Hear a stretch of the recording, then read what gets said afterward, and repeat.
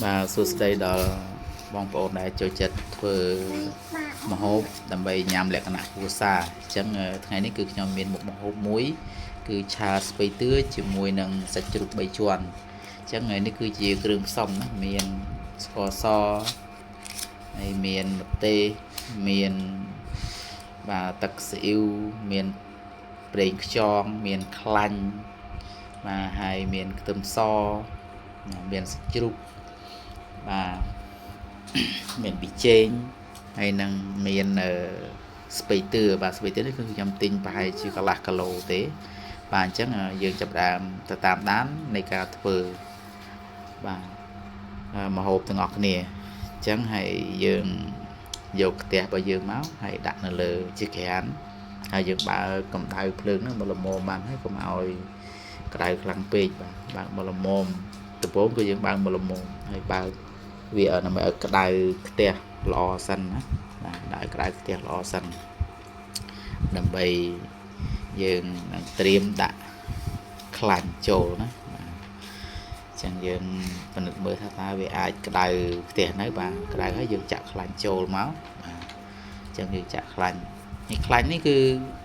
អាស្រ័យលើបងប្អូនទេបើបងប្អូនចង់ប្រើលក្ខណៈខ្លាញ់ខ្លាញ់ចង្ហៀវខ្លាញ់ជ្រូកក៏បានឬក៏ខ្លាញ់ប្រេងសណ្ដែកក៏បានឬក៏ខ្លាញ់ធម្មតាក៏បាននេះឬចំណង់ចំណូលចិត្តរបស់បងប្អូនតែសម្រាប់ខ្ញុំគឺខ្ញុំប្រើប្រេងសណ្ដែកប្រើប្រេងសណ្ដែកណាខ្លាញ់ប្រេងសណ្ដែកអញ្ចឹងក្រោយពីយើងដាក់ហើយយើងមើលថាវាក្តៅល្មមហើយទៅយើងចាប់ផ្ដើមដាក់ខ្ទឹមសយើងដាក់ខ្ទឹមសចូលមកហើយយើងកូរវាឲ្យបានម៉ត់កូរវាបានម៉ត់ណាកូរវាបានម៉ត់សពគ្រប់ជ្រុងជ្រោយទាំងអស់បា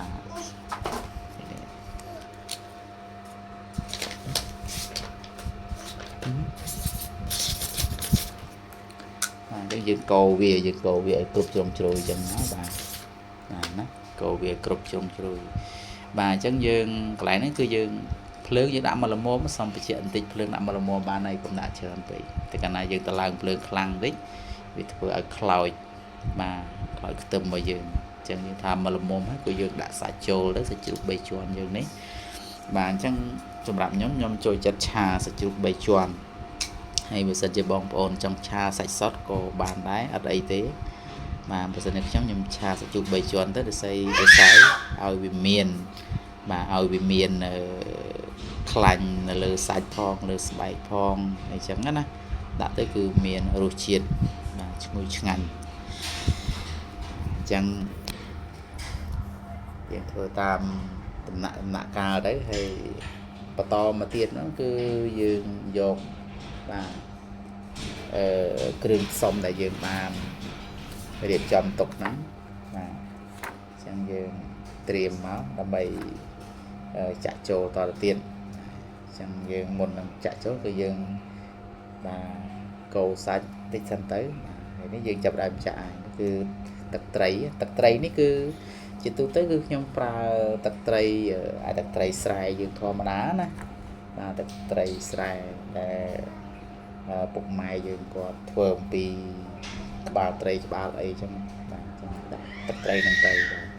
ហើយបងប្អូនខ្លះទៀតគាត់ថាខ្ញុំមិនចង់ដាក់ហ្នឹងទេចង់ដាក់ទឹកត្រីដែលគឺបាទណាមិនចង់ដាក់ទឹកត្រីទេចង់ដាក់ទឹកត្រីយើងទិញនៅផ្សារក៏បានដែរអីទេដាក់ទៅរសជាតិវាឆ្ងាញ់ម្យ៉ាងម្នាក់ក៏ប៉ុន្តែខ្ញុំចូលចិត្តអានេះខ្ញុំចូលចិត្តអាទឹកត្រីម្ដាយគាត់ធ្វើណាយកមកដាក់ឆាហើយមានរសជាតិឆ្ងាញ់ណាឆ្ងាញ់ព្រោះរបស់ធម្មជាតិរបស់យើងហើយក្រោយទៅយើងដាក់បាទស្ករចូលហើយយើងហើយតទៅយើងដាក់បន្លែដែលយើងបានកាត់វាហើយស្ពៃតឿនេះយើងមិនបាច់កាត់វាច្រើនកង់ទេយើងកាត់វាតែ2កង់បានហើយលាងឲ្យស្អាតបាទហើយយើងលាងស្អាតនឹងត្រាំទឹកអំបិលតិចទៅព្រោះយើងទិញមកពីផ្សារអញ្ចឹងណាដើម្បីកាត់បន្ថយជាតិគីមីខ្លះបាទអញ្ចឹងយើងដាក់វាចូលទៅ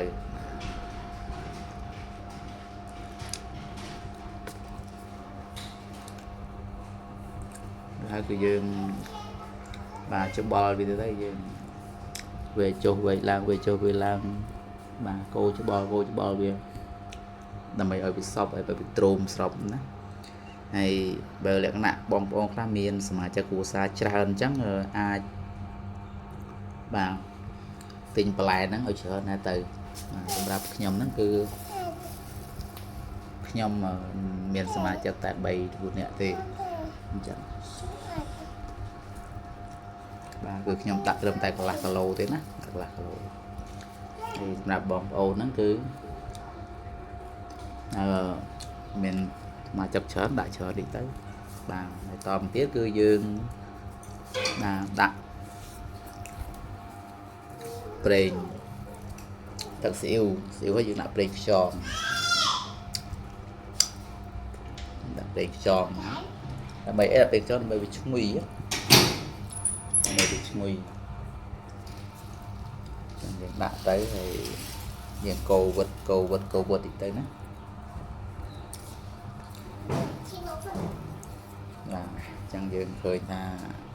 ម្ហូបរបស់យើងគឺវាឡើងពណ៌បន្តិចហើយបាទឡើងពណ៌បន្តិចហើយអញ្ចឹងថាតទៅទៀតគឺរសជាតិឆ្ងាញ់ប៉ុណ្ណាបាទអញ្ចឹងយើងកូរត្រឡប់វាឲ្យបើកភ្លើងបន្តិចបើកភ្លើងឲ្យខ្លាំងបន្តិចហ្នឹងមកល្មមខ្លាំងមកល្មមបាទតទៅទៀតគឺយើងដាក់ចេងដាក់ម្ទេស